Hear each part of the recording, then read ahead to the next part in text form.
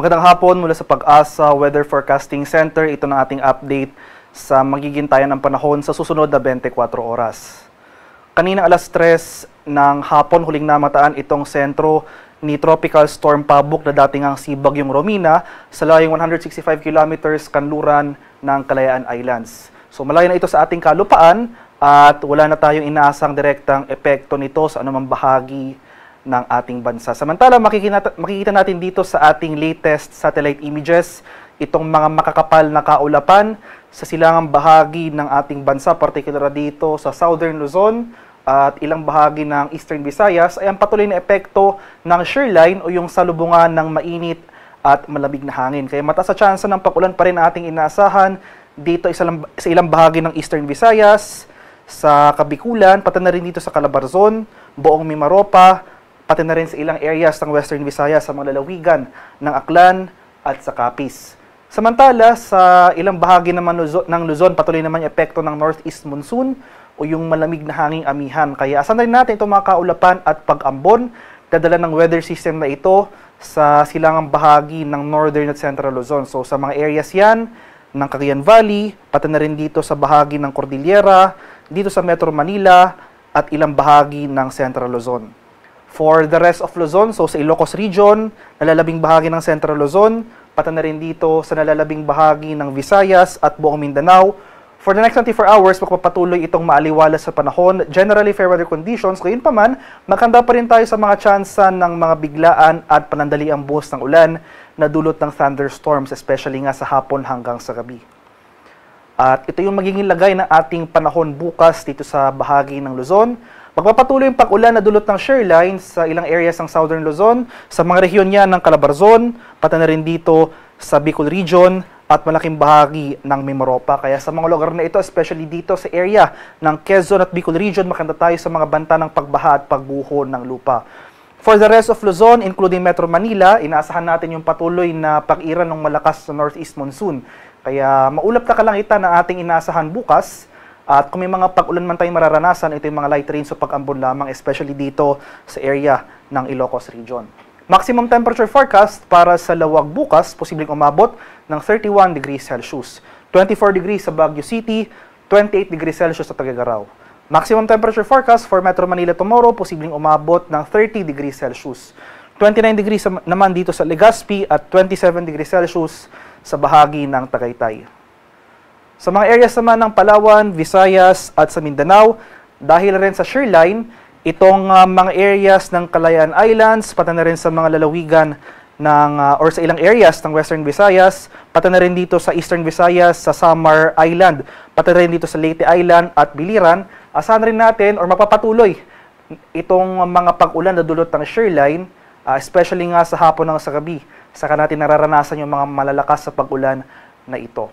For the rest of Palawan or sa malaking bahagi ng Palawan, rest of Visayas at buong Mindanao, simula ngayong gabi hanggang bukas sa madaling araw, makanda tayo sa mga tsansa ng isolated rain showers or thunderstorms. Ngunit panandalian lang yung mga pag-ulan na ito, so inasahan natin starting tomorrow morning hanggang tanghali ay maaliwalas na muli ang ating panahon. Maximum temperature forecast for Kalayaan Islands at Puerto Princesa bukas, posibleng umabot ng 30 degrees Celsius.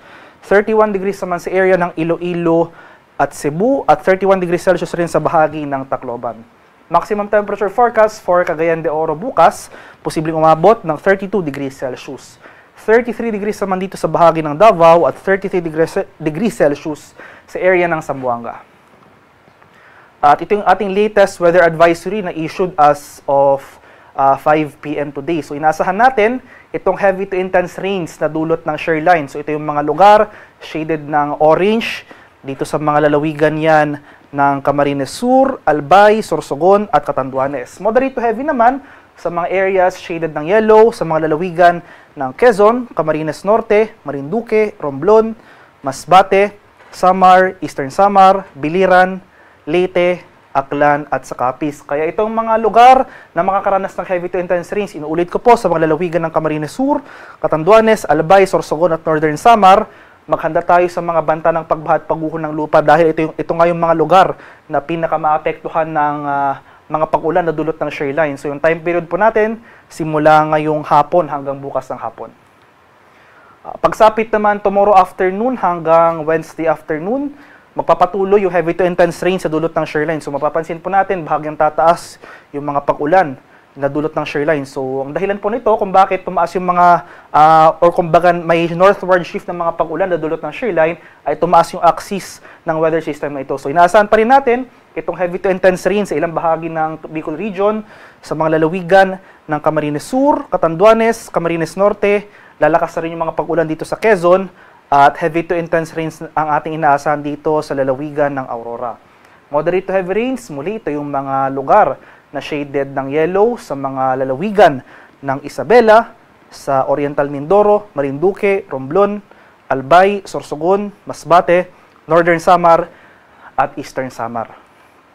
Pagsapit naman ng Wednesday afternoon to Thursday afternoon, inasan pa rin natin ang patuloy na pag-angat nitong shoreline, yung mga pag-ulan na dulot ng shoreline. So, ilang bahagi na rin ng Cagayan Valley or itong northern portion ng Cagayan Valley makaranas sa mga pag-ulan na dulot ng weather system na ito. So, heavy to intense rains, areas shaded ng orange sa mga lalawigan ng Aurora, dito sa Quezon. At inasan natin itong moderate to heavy rains, itong mga areas shaded ng yellow sa mga lalawigan ng Cagayan, including Babuyan Islands, Isabela, Nueva Ecija, Bulacan, Rizal, dito sa bahagi ng Camarines Norte, Camarines Sur, Catanduanes, Albay, Sorsogon, sa lalawigan ng Marinduque, Romblon, Masbate at Northern Samar. Kaya inuulit ko po, itong mga lugar na nabanggit ko for the past, sa mga susunod na 3 araw, lalong-lalo na itong mga lugar na makakaranas ng heavy to intense rains. Maghanda po tayo sa mga banta ng pagbaha at pagguho ng lupa dahil inaasahan natin itong mga malalakas at tuloy-tuloy na buhos ng ulan na dulot ng shoreline for the next 3 days. Kaya umantabi tayo sa mga posibleng heavy rainfall warnings o yung mga rainfall advisories na ini-issue ng ating mga kasamahan sa Pag-asa Regional Center sa ating mga lokalidad. At sa kalagayan naman nating karagatan, as of 5 p.m. today, may gale warning pa rin tayo nakataas dito sa northern and western coasts ng Ilocos Norte. So sa mga bayan niya ng Pagudpud, Bangi, Burgos at Pasukin. May gale warning rin dito sa northern and eastern coast ng Catanduanes, sa mga bayan niya ng Baras, Gigmoto, Viga, Panganiban, Bagamonok at Pandan. Kaya sa mga ating kababayang mangingisda at may mga maliliit na sasakyang pandagat sa mga lugar na ito, kung maaari ay huwag po muna tayong pamalaot dahil makakaranas tayo ng maalong karagatan na dala ng hanging amihan. At para naman sa ating 3-day extended weather outlook sa mga piling syudad ng ating bansa, starting on Wednesday sa araw ng Pasko, maulang panahon ang ating inaasahan dito sa ilang bahagi ng Luzon. So dahil sa epekto ng shoreline o yung salubungan nga ng mainit at malamig na hangin, makakaranas tayo ng mga pag-ulan na dulot ng weather system na ito sa bahagi ng Metro Manila at malaking bahagi pa nga ng Central and Southern Luzon. Magpapatuloy yung mga pag-ulan na dulot ng Northeast Monsoon o yung hanging amihan sa Baguio City sa 3 araw na ito. So from Wednesday to Friday, asahan natin itong maulang panahon sa Baguio City na dulot ng amihan. Magpapatuloy rin, tulad ng nabanggit ko kanina, yung epekto ng shoreline sa malaking bahagi ng Kabikulan, so that includes Legazpi City, sa araw ng Pasko. Pero improving weather conditions naman na ang ating inaasahan pagsapit ng Huwebes at sa Biyernes. So, mas maaliwalas ng ating panahon dito sa Metro Manila. Gayon pa man, nandiyan pa rin yung mga tsansa ng panandaliang pag-ulan sa hapon hanggang sa gabi na dulot ng thunderstorms. Kasama na dyan ang malaking bahagi ng Southern Luzon, including Bicol Region or Legazpi City. Maximum temperature forecast para sa Metro Manila for the next 3 days, posibleng umabot ng 31 degrees Celsius, 23 degrees sa Baguio City, at 30 degrees Celsius sa Legazpi City. Sa mga areas naman ng Visayas, itong Western Visayas at Eastern Visayas, dahil sa shoreline, makakaranas pa rin tayo ng mga pag-ulan sa araw ng Pasko. So, itong area nga ng Iloilo City at Tacloban City, maghanda pa rin tayo dyan sa mga posibleng banta ng pagbaha at mga landslides. Pero sa Central Visayas, magpapatuloy yung fair weather conditions for these 3 days at improving weather conditions na ating inaasahan dito nga sa mga areas ng Western at Eastern Visayas from Thursday to Friday. So maximum temperature forecast for Metro Cebu sa susunod or sa 3 araw na ito, posibleng umabot ng 32 degrees Celsius. 32 degrees rin sa area ng Iloilo City at 32 degrees Celsius sa Tacloban City. Sa araw ng Pasko naman, dito sa ilang areas ng Mindanao, sa mga syudad yan ng Metro Davao, Cagayan de Oro City at Zamboanga City, makakaranas tayo ng generally fair weather Maliban na lamang sa mga panandaliang pag-ulan na dulot ng thunderstorms, kadalasan sa hapon hanggang sa gabi. At sa mga susunod na araw, pagsapit ng Huwebes at Biyernes, dahil sa pag-iral ng easterlies o yung mainit na hangin galing sa karagatan ng Pasipiko, posible tayong makaranas ng mga kalat-kalat na thunderstorms sa mga araw na ito. So, pagsapit ng Huwebes at Biyernes, especially itong eastern section ng Mindanao, sa mga rehiyon ng Caraga at Davao Region, makakaranas ng mataas na tsansa ng pag-ulan, pati na rin dito sa ilang areas ng Zamboanga Peninsula. Pero magpapatuloy yung maaliwalas sa panahon sa central portion ng Mindanao for these 3 days. So itong area ng Cagayan de Oro City, generally fair weather ang ating inaasahan. Magdala pa rin tayo ng pananggalang sa ulan na dulot ng thunderstorms. Ang haring araw dito sa Kamaynilaan ay lulubog mamayang 5:33 ng umaga at sisikat naman bukas sa ganap na 6:17 ng umaga.